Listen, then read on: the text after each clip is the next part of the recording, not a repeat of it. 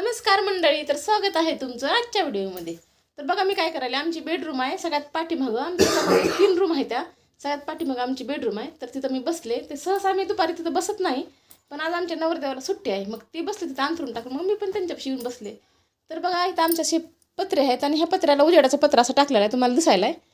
तर बघा ही हिवाळ्यात आणि पावसाळ्यात लय मस्त वाटतंय. पावसाळ्यात तर बघा इथं असं लोळायलं का वर असं पाणी चाललेलं दिसतंय आणि लय मस्त दिसतंय. असं वाटतंय की आपण म्हणजे लय भारी ठिकाणी आहे बाकी. पण आता उन्हाळ्यात मात्र का नाही इतका राग येत आहे, त्या पत्र्याकडे बघू सुद्धा वाटत नाही. इतकं उष्णता चालू होती का नाही. आणि मी ह्यांना म्हणते पत्रा कधी काढायचा, दर उन्हाळ्यात म्हणते पत्रा काढून टाकायचा.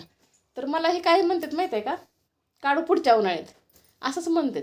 तर आता मी ह्यांना काय म्हणू सांगा तुम्ही. दरवेळेस म्हणले की आजचं काम उद्या, उद्याच काम परवा. तर दर उन्हाळ्यात हीच म्हणतात मी. आता उन्हाळ्यात ही पत्रा टाकून बी चांगलं 4-5 वर्ष झाले.